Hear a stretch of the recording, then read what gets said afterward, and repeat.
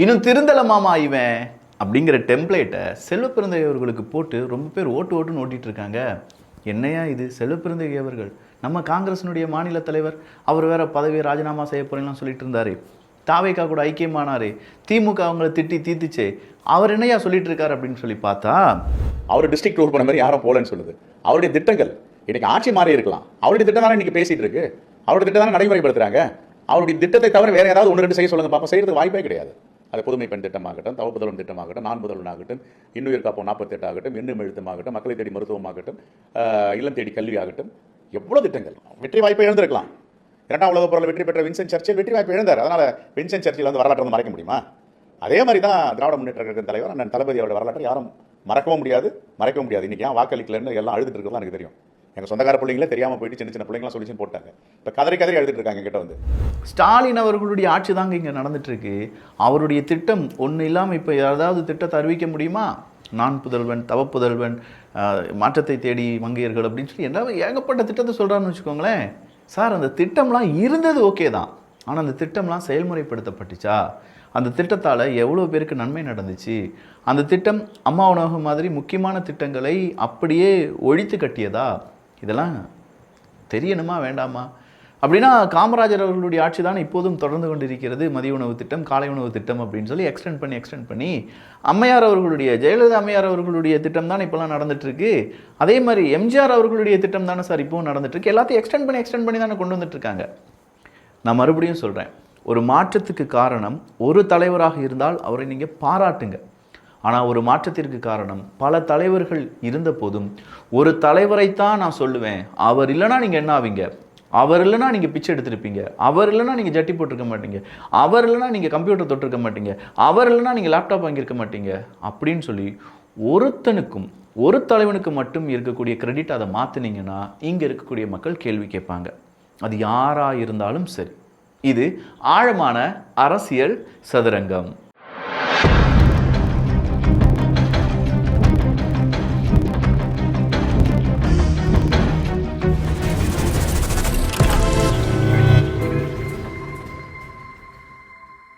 அரசியலில் ஜெயிக்கணும்னா மக்கள் மத்தியில் நல்ல வரவேற்பு இருக்கணும். நல்ல வரவேற்பு இருக்கணும்னா மக்களுக்கு என்ன பிரச்சனைகள் இருக்குது அப்படிங்கிறத நம்ம சொல்லி புரிய வச்சு அதன் வழியாக நம்ம பிரபலம் அடையலாம். அப்படி அரசியலில் வரவேற்பு கிடைக்கும். அதே மாதிரி தான் நம்முடைய வாழ்க்கையிலையும், குறிப்பாக நம்முடைய ஜாப்லையும் நமக்கு என்ன தேவை, அந்த ப்ராஜெக்ட்டுக்கு என்ன தேவை அப்படிங்கிறத மேனேஜர்ட்டையோ இல்லாட்டி டீம் லீடர்ட்டையோ சொல்கிறதுக்கு சரியான ஆங்கிலத்தை நம்ம பயன்படுத்தணும். அப்படிப்பட்ட ஆங்கிலம் எனக்கு சரியாக வரல, அதனால் நான் தோல்வி அடைகிறேன், இல்லை ஆங்கிலத்தை இன்னும் கற்றுக்கணும் அப்படின்னு நினைக்கிறவங்க இந்த கோர்ஸ் உங்களுக்கு உதவியாக இருக்கும். இந்த கோர்ஸில் ஃபிக்ஸ்டு டைமிங் அப்படிங்கிறதுலாம் கிடையாதுங்க. 24 மணி நேரத்தில் உங்களுக்கு ஃப்ரீயாக இருக்கக்கூடிய அந்த டைமில் கம்ஃபர்ட் ஜோனில் ஏஐ கூட ஒரு டீச்சர் ரெடியாக இருப்பாங்க. ஏஐ டீச்சர் உங்களுக்கு 1000க்கும் அதிகமான ஸ்பீக்கிங் ஆக்டிவிட்டீஸ் அப்படிங்கிறத ப்ரொவைட் பண்ணுறாங்க. நீங்கள் பேசக்கூடிய ஆங்கிலத்தில் ஏதாவது தவறு இருந்துச்சுன்னா இன்ஸ்டண்ட்டாக தமிழ்லேயே அதை திருத்தி அது ஏன் தப்பு, அதை எப்படி சரிப்படுத்தணும் அப்படின்னு சொல்லிக் கொடுக்கும்.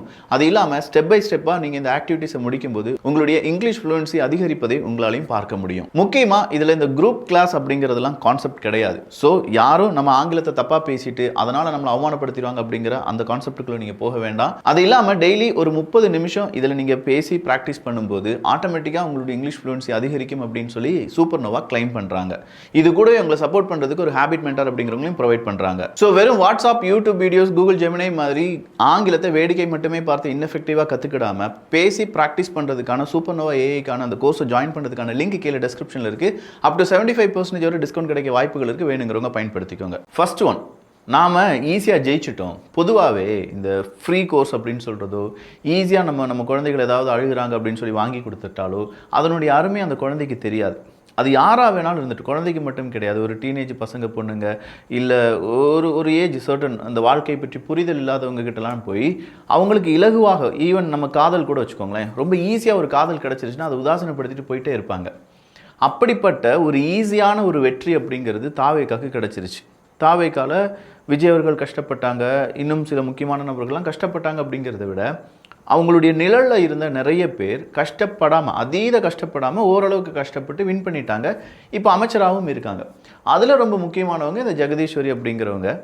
இன்றைக்கி ஒரு ஃபங்க்ஷன், அந்த ஃபங்க்ஷனில் கீர்த்தனா அவர்களுடைய, அமைச்சர் கீர்த்தனா அவர்களுடைய பேர் மேலேயும் ஜெகதீஸ்வரி அவர்களுடைய பெயர் கீழேயும் இருக்குது. அது ஏன் நீங்கள் மேலே போடலை, ஏன் நீங்கள் கீழே போட்டீங்க, இது ஏன் தப்பு இல்லையா, அடுத்த முறை ப்ரோட்டோக்காலை ஃபாலோ பண்ணுங்கள், அக்கா பிரியாக்காக டூப்ளிகேட் ஆகா நீங்கள் அப்படிங்கிற மாதிரி இருந்துச்சு. அப்போ நிறைய பேர் கீழே போட்டிருந்தாங்க, இதெல்லாம் தேவையா? இது ஒரு ஈகோ கிளாஷ். சொல்லுங்கள், அதை இவ்வளோ கடினமான முறையில் ரொம்ப மூஞ்செல்லாம் வந்து உருன்னு வச்சுக்கிட்டுலாம் சொல்லக்கூடாது. இது தப்பு தானப்பா, இதை மாற்றிக்கோங்க அப்படின்னு சொல்லி மாற்றிக்கிடுவாங்க. இல்லை உங்களுக்குள்ள ஒரு ஈகோ கிளாஷ் இருக்குன்னா அதை சொல்லி புரிய வைங்க. அப்படி இல்லைனா பெருந்தன்மையோடு விட்டு விட்டு எங்கே இருந்தால் என்ன, மக்களுக்கான நற்பணி நடக்குதா இல்லையா, இதுக்கு தானே நீங்கள் அரசியலுக்கு வந்திருப்பீங்க. உங்கள் பெயர் முன்னாடி வரணும், பின்னாடி வரணும், இதுக்கு மேலே போகணும், நாளைக்கு நம்மளே முதல்வர் ஆகணும் அப்படின்னு ஏதாவது எண்ணங்கள் இருக்கிறதா? ஏன்னா முகம் தெரியாத நிறைய பேர் உங்களுக்காக விர்ச்சுவல் வாரியர்ஸாக இருந்து ஏகப்பட்ட பேர்கிட்ட அடி வாங்கி வாங்கி உங்களுக்காக ஓட்டுக்களை வாங்கி இன்றைக்கி உங்களுடைய திட்டுக்கள் எல்லாம் திமுக கரெக்டாக நம்ம வாங்கி அவனுடைய பெயர் எங்கேயுமே வர்றது கிடையாது. அவளுடைய பெயர் உங்களுக்காக ஆதரவாக செயல்பட்டால் அவளை அடித்தாங்க அப்படின்னு சொல்லி யாருக்கும் தெரிய போகிறது கிடையாது. இந்த அவனும் அவளும் உங்களுக்காக முகம் தெரியாத வாரியர்ஸாக அங்கேருந்து வேலை பார்த்துட்டு இருந்திருக்காங்க. அவங்களுடைய பெயரே வராத போது உங்களுடைய பெயர் வர்றது வரல அப்படிங்கிறத விட இந்த ஈகோ கிளாஷ்லாம் தேவையா? திமுகவினுடைய அவங்க இல்லாட்டி முன்னாள் ஆண்ட கட்சிகளுடைய பதவி வெறி உங்களுக்கும் வந்துருச்சோ அப்படிங்கிற ஒரு கேள்வி உருவாகி இருக்குது பார்த்தீங்களா? யாராவது ஜெகதீஸ்வரி அக்காவுக்கு தெரிஞ்சவங்க இருந்தீங்கன்னா இந்த வீடியோ அவங்களுக்கு ஃபார்வர்ட் பண்ணி, அக்கா இது ரொம்ப தப்பு, இந்த தப்பை நாளைக்கும் செய்யாமல் இருங்க, மக்கள் மத்தியில் நீங்கள் ஒரு பேசு பொருளாக மாறிட்டீங்க, இந்த தப்பை உடனடியாக திருத்திக் கொள்ளுங்கள், மக்கள்கிட்ட நேரடியாகவே நம்ம சாரி கேட்கலாம். அன்றைக்கி நான் செஞ்சது சாரி தான், இது பெரிய ஒரு மிஸ்டேக் தான், ஒரு பெருந்தன்மையுடன் நடந்திருக்க வேண்டும், அது சிறுபிள்ளைத்தனமாக நடந்துக்கிட்டேன் அப்படின்னு சொல்லிட்டிங்கன்னா இந்த பிரச்சனை சூப்பர் டூப்பர் ஓவர் ஆயிரும். எப்படி அது சால்வ் ஆகும் அப்படின்னு நான் சொல்லிட்டுமா? தூய்மை பணியாளர்கள் 14 மாநகராட்சியினுடைய தூய்மை பணியாளர்களுக்கு உடனடியாக ஒரு அரசாணை அப்படிங்கிறதுலாம் பிறப்பிக்கப்பட்டிருந்தது இன்றைக்கி. ஏன்னா அதுக்கு முன்னாடி போட்டிருந்த டெண்டர் அவங்கள வந்து தனியார் நிறுவனங்களுக்கு பகுதி, அதாவது பப்ளிக் ப்ரைவேட் பார்ட்னர்ஷிப் அப்படிங்கிற மாதிரி அதை ரெடி பண்ணிடலாம் அப்படின்னு சொன்னால் தூய்மை பணியாளர்கள் அதற்கு ரொம்ப பெரிய அளவில் எதிர்ப்பெல்லாம் தெரிவித்தாங்க. ஒரு 2-3 டேஸ் பிஃபோர் ஒரு அறிவிப்பு வருது, தூய்மை பணியாளர்கள் அவங்கள வந்து என்ன செய்ய போகிறாங்க, அடுத்த ப்ரைவேட்டைசேஷனாக மாற்ற போகிறாங்க அப்படின்னு சொல்லி ஏகப்பட்ட பேர் அதுக்கு எதிர்ப்பு தெரிவித்திருந்தார்கள். காது கொடுத்து கேட்டாங்க. சிஎம் சார் கேட்டிருப்பாரு, அதுக்கு கீழே இருக்கிறவங்க கேட்டிருப்பாங்க, அரசு அதிகாரிகள் கேட்ட உடனே அதை சிஎம் சாருக்கு கொண்டு போயிருப்பாங்க. உடனடியாக இன்றைக்கி ஒன்று வருது, இல்லை அந்த 14 மாநகராட்சியில் இருக்கக்கூடிய எந்த தூய்மை பணியாளர்களும் இல்லை அந்த வேலை அப்படிங்கிறது ப்ரைவேட்டைசேஷனாக மாற்றப்படாது. இன்றைக்கி கம்யூனிஸ்ட் கட்சிகள் வந்து எல்லாருமே அதற்கு வரவேற்பு தெரிவிக்கிறார்கள். இது மாற்றம். இங்கே வந்து ஈகோ பார்க்கக்கூடாது.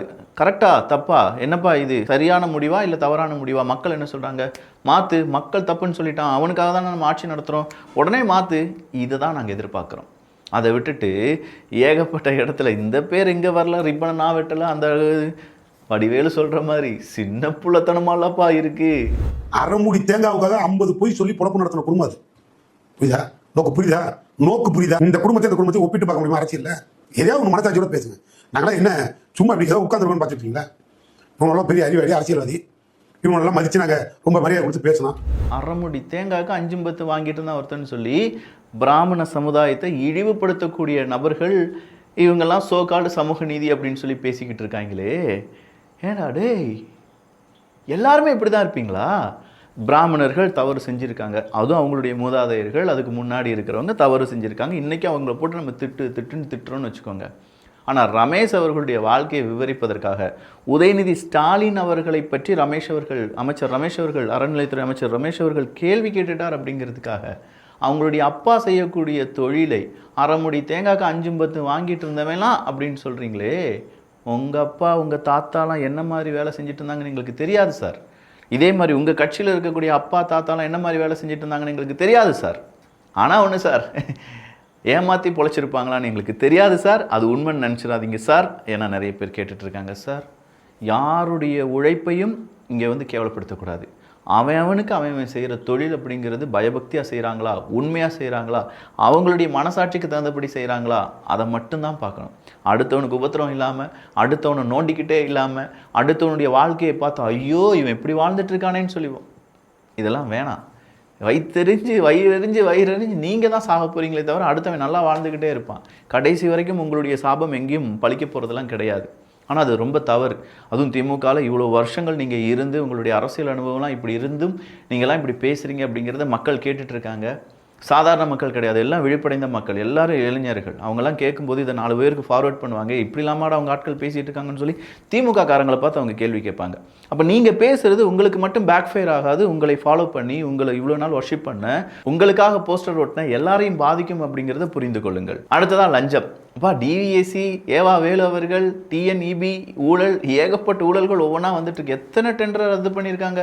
சென்னையில் இன்னைக்கு நடை பயிற்சிக்கான ஒரு வழி உருவாக்குதல், அந்த டெண்டர்லாம் ரத்து. கேட்டால் ஏகப்பட்ட ஊழல் நடந்துட்டு இருக்குப்பா. எல்லாமே பெருச்சாளிக, ஊழல் பெருச்சாளிகளாக இருக்காங்க. எல்லாம் டைனோசர் சைஸில் இருக்காங்க ஊழல் பெருச்சாளிகள்லாம். அதனால் எல்லா டெண்டரையும் ரத்து பண்ணி புதுப்பித்து நல்ல நல்ல ஆணைகள் பிறப்பிக்க வேண்டும் அப்படிங்கிற உத்தரவு பறந்திருக்கிறது. இதற்கு மத்தியில் ஒரே வாரத்தில் 4 அதிகாரிகள் லஞ்சம் வாங்கின பெயரில் அவங்க என்ன செய்யப்பட்டிருக்காங்க, தண்டிக்கப்பட்டிருக்கிறார்கள். ரூபாய் 1000 லஞ்சம் வாங்கிய செங்கல்பட்டு திருப்போரூர் சமூக நல விரிவாக்க அலுவலர் உஷாராணி கைது. சஸ்பெண்ட் செய்யப்பட்ட அலுவலருக்கு மீண்டும் பணி வழங்க 50,000 லஞ்சம் வாங்கிய மின்வாரிய தலைமை அதிகாரி பாலாஜி கைது. வீட்டு வரியை மதிப்பீடு செய்ய 15,000 லஞ்சம் வாங்கிய திருச்சி திரும்பற்றூர் ஒன்றிய ஊராட்சி செயலாளர் மாரியப்பன் கைது. உடல் தகுதி சான்றிதழ் வழங்க 900 ரூபாய் லஞ்சம் பெற்ற வேலூர் காட்பாடி ஆரம்ப சுகாதார நிலைய வெங்கடலட்சுமி கைது. ஒரத்தூர் காவல் நிலைய ஆய்வாளர் லட்சுமியை பணி நீக்கம் செய்து விழுப்புரம் சரக டிஐஜி உத்தரவு. கடலூரில் போலியான சொத்து ஆவணத்துக்கு தடையில்லா என்ஓசி சான்றிதழ் அப்படின்னு சொல்லுவாங்கல்ல, தடையில்லா சான்றிதழ் வழங்கிய விவகாரத்தில் நடவடிக்கை. இது எல்லாமே சூப்பராக இருக்குது. இதை நம்ம ஃபார்வர்ட் பண்ணணும், இதை 4 பேருக்கு தெரிய வைக்க வேணும், இதை அரசு அதிகாரிகள் பார்க்கணும், பயப்படணும். ஊழல் செய்கிறவன் மட்டும் கிடையாதுடா, லஞ்சம் வாங்கினாலும் இப்போ தண்டனை கிடைச்சிட்டு இருக்கு. 1000 ரூபாயிலேருந்து 50,000 ரூபாய், 5 லட்சம் ரூபாய், 50 லட்சம் ரூபாய் வர லஞ்சம் வாங்கக்கூடிய லஞ்ச பெருச்சாளிகள் அதிகாரிகளாக இங்கே வேடமிட்டு இருக்கிறார்கள். நிறைய கருப்பாடுகள் இருக்குது. அந்த கருப்பாடுகள் இந்த அரசாங்கத்துக்கு எதிராக ஏதாவது செய்வாங்க, சொல்லுவாங்க, தூண்டுவாங்க. அதெல்லாம் நம்ம களை எடுத்துட்டோம்னு வச்சுக்கோங்களேன், எப்படி இருக்கும்? லஞ்சம் இல்லாத, ஊழல் இல்லாத, எதுக்கு எடுத்தாலும் வாங்க, லஞ்சம் கொடுத்தாதான் நான் இந்த வேலை செய்வேன் அப்படின்னு சொல்லி அரசு அதிகாரிகள், லஞ்சம் வாங்கக்கூடிய அரசு அதிகாரிகளை பேசிகிட்டு இருக்கேன். உண்மையாக மக்களுக்காக உழைக்கக்கூடிய அரசு அதிகாரிகளை நான் தொட்டு கூட பார்க்க மாட்டேன். அவங்களாம் மிகப்பெரிய அளவில் மக்களுக்காக வாழக்கூடிய நபர்கள். ஆனால் லஞ்சம் வாங்கக்கூடிய லஞ்சவாதிகள் இருக்கீங்க பாருங்க, அவங்களுக்கான தண்டனை கிடைக்க வேண்டும். அவங்களுடைய புகைப்படம், அவங்களுடைய பேர், நான் இப்படி 4 பேருக்கு பேர் வாசித்த மாதிரி 40 பேருக்கு பேர் கூட நான் வாசிப்பேன். இந்த லஞ்ச அதிகாரிகள் தான் இங்கே மிகப்பெரிய அளவில் மக்களுடைய அடுத்த கட்ட வாழ்க்கைக்கு தடையாக இருக்கக்கூடிய நபர்கள். அவங்கள அரெஸ்ட் பண்ணி அந்த கலைகளை புட்டிங்கி வெளியில் தள்ளினாலே போதும், மக்களுடைய வாழ்க்கை சாதாரணமாக இருக்காது, சும்மா சூப்பராக இருக்கும். அதுக்கெல்லாம் நாம் என்ன செய்யணும்னா விழிப்புடன் செயல்பட வேண்டும். இந்த மாதிரியான செய்திகள்லாம் வரும்போது அரசு அதிகாரிகள்லாம் இருக்காங்களா, நம்ம ஸ்டேட்டஸை பார்ப்பாங்களா, வச்சு விட்டுருங்க. அரசு அதிகாரிகளுக்கும் பயம் வர வேண்டும், மக்களுக்கும் பயம் வேண்டும். நம்மளும் தப்பு செய்யக்கூடாது, நமக்கும் இங்கே சரிபாதியான நிறைய கடமைகள் இருக்கிறது அப்படிங்கிறத மக்களும் புரிந்து கொள்ள வேண்டும். இந்த ஒரு அண்டர்ஸ்டாண்டிங் மக்களுக்கும் அரசு அதிகாரிகளுக்கும் அரசியல்வாதிகளுக்கும் அங்கே இருக்கக்கூடிய அமைச்சர்களுக்கும் எம்எல்ஏக்களுக்கும் நம்மை சார்ந்து இருக்கக்கூடிய எல்லோருக்கும் இந்த ஒரு அண்டர்ஸ்டாண்டிங் வர வர வர தான் இது ஒரு சூப்பரான சொசைட்டியாக மாறும். நல்ல சமுதாயம் நல்ல சமுதாயம் அப்படின்னு சொல்லி நம்ம மூச்சுக்கு 300 தடவை சொன்னால் மட்டும் மாறிடாது. அப்போ இது எல்லாமே உருவாக்க வேண்டும் என்றால் நம்ம படிப்படியாக இதை கட்டமைத்து கொண்டிருக்கிறோம். இந்த படிப்படியாக கட்டமைப்பது எல்லாமே உடனடியாக உடைந்து போகாமல் இருப்பதற்கு எல்லோருக்கும் சொல்லி அதை நம்ம புரியப்படுத்த வேண்டும். வைகோ அவர்களை இப்போது திமுக காரங்க கடுமையாக விமர்சிக்க ஆரம்பிச்சிட்டாங்க. சீக்கிரமாக மதிமுக உள்ள வந்திருக்கிறதுக்கான வாய்ப்புகளும் இருக்கிறது. அடுத்தது அண்ணாமலை அவர்கள் லைம்லைட்டுக்கு வராரு. திமுக ஆட்சி கால ஊழல் அனைத்தையும் விசாரிக்க வேண்டும். இப்போ நீங்கள் விசாரணை ஸ்டார்ட் பண்ணியிருக்கீங்க, இதே மாதிரி எல்லா ஊழலையும் விசாரிக்க வேண்டும் அப்படின்னு சொல்லியிருக்காங்க. அண்ணாமலை அவர்கள் சொல்றதோடு மட்டும் இல்லாமல் இங்கே இருக்கக்கூடிய தமிழ்நாட்டு மக்கள் எல்லோரும் சொல்லக்கூடிய முடிவும் அதுதான். இல்லைப்பா, சீமான் அவர்கள் பொது வேட்பாளராக நிறுத்தப்பட போகிறாராமே, ஆஹா கூட்டணி வேற மாதிரி இருக்கே, ADMK plus DMK plus NTK that's equal to Seeman அவர்களுடைய அடுத்த கட்ட வேட்பாளர் சீமான் அவர்கள் சட்டசபைக்கு உள்ளே நுழைவாரா அப்படிங்கிற ஒரு பெரும் எதிர்பார்ப்பு இருக்கிறது. பொது வேட்பாளராக சீமான் நிறுத்தப்படும் பட்சத்தில் ஓட்டுக்கள் எல்லாமே சீமானவர்களுக்கு விழும் பட்சத்தில் கண்டிப்பாக சீமானவர்கள் ஜெயிப்பதற்கான வாய்ப்புகள் இருக்குது. ஆனால் அந்த பக்கமாக விஜய் அவர்களுடைய கட்சியிலிருந்து ஒருவரை நிப்பாட்டுவாங்க, அவங்களுக்குள்ள ஒரு கிளாஷ் இருக்கும். அந்த கிளாஷ் எப்படி இருக்க போகுது அப்படிங்கிறது, ஏன்னா கடைசியாக சீமானவர்கள் தோற்றுவிட்டார் அப்படிங்கிறத விட அடுத்ததாக களம் காண்பாரா? ஏன்னா 2 முக்கியமான தலைவர்களுடைய தோல்வி ஒட்டுமொத்தமான தமிழ்நாட்டுக்கே ஒரு பெரும் பாடத்தை கற்பித்தது. ஒன்று மு.க. ஸ்டாலின் அவர்களுடைய தோல்வி, அதுவும் கொளத்தூரில் அவர் தோற்றது அப்படிங்கிறது இன்ன வரையிலும் திமுக காரங்களால் உட்கிரகிக்க முடியலை. அழுகிறாங்க, தேம்பி அழுகிறாங்க. இன்னொன்று, டெபாசிட் கூட வாங்க முடியாத அளவுக்கு சீமான் அவர்கள் தோற்கடிக்கப்பட்டு விட்டார். அப்போ இவ்வளோ தூரம் தமிழ் தேசியம் அப்படிங்கிறத பேசி என்ன பிரயோஜனம்? ஊடகங்கள் நம்மை சரியாக காண்பிக்கவில்லை அப்படிங்கிற கோபமும் அந்த விரக்தியும் அந்த மனுஷங்கிட்ட இருக்குது.